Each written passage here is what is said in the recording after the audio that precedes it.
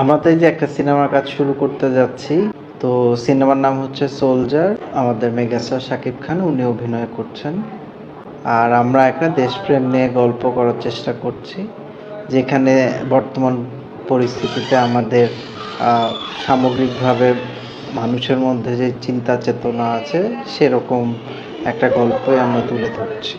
আমার কাছে যা মনে হয়েছে যে আমরা শাকিব ভাইকে এই ছবিতে গত ৩-৪ বছরে যেরকম অন্যান্য চরিত্রে দেখা গিয়েছে তার থেকে খুবই ডিফারেন্ট ওয়েতে প্রেজেন্ট করতে চাই, এবং যেখানে ওনাকে একজন খুবই, আমরা চাচ্ছি যে কমন ম্যানকে উনি যেন রিপ্রেজেন্ট করতে পারেন। এই দেশের সাধারণ মানুষের যে চিন্তা চেতনা আছে, সাধারণ মানুষের যে আকাঙ্ক্ষা আছে, আমার মনে হয় যদি দেশের যেই সবচেয়ে জনপ্রিয় অভিনেতা ওনার মাধ্যমে যদি সেই গল্পটা বলা যায় তাহলে মানুষ খুবই কানেক্ট করবে। এবং দিন শেষে আসলে আমাদের গল্পটা অবশ্যই হোপের, কারণ আমরা তো এখনও জাতি হিসেবে আশা ছাড়ছি না। আমরা অবশ্যই আশাবাদী যে ইনশাল্লাহ যত দুর্যোগ আসুক, যত প্রবলেম হোক, আমরা hopefully will reach a better future. So সেই জায়গা থেকেই গল্পটা আমরা তো চেষ্টা করছি যে খুব তাড়াতাড়ি শ্যুট করে এবং যত তাড়াতাড়ি রিলিজ দেওয়া যায়।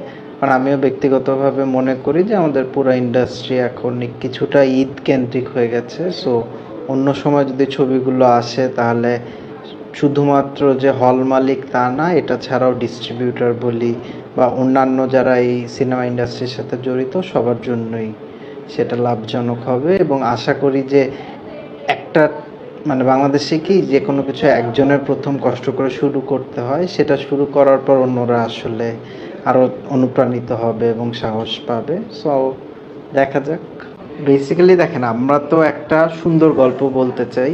সেই গল্পের প্রয়োজনে অবশ্যই মানুষের জীবনে রোম্যান্স থাকে, অ্যাকশন থাকে, ড্রামা থাকে। তো আমাদের গল্প অবশ্যই ড্রামা আছে, গল্পের প্রয়োজনে অ্যাকশন আছে এবং গানও আছে। তো প্রত্যেকটাই সিচুয়েশন অনুযায়ী সুন্দরভাবে আমরা করার চেষ্টা করছি, যাতে ওই গল্পের ওই মুহূর্তে যে ইমোশনটা দরকার সেটাকে যেন ক্যারি ফরওয়ার্ড করতে পারি।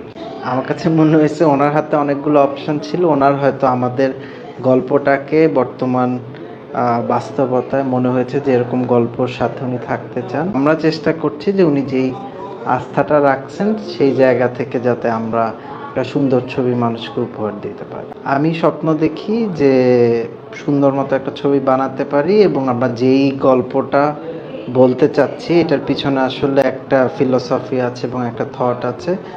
ওই মেসেজটা যেন মানুষের কাছে পৌঁছায় এবং হল থেকে বের হওয়ার পর যেন মানুষ ওই ব্যাপারটা নিয়ে একটু ভাবে এবং নিজের জায়গা থেকেই কিছু একটা করার চেষ্টা করে, যেটা আসলে দেশটাকে এগিয়ে নিয়ে যাবে।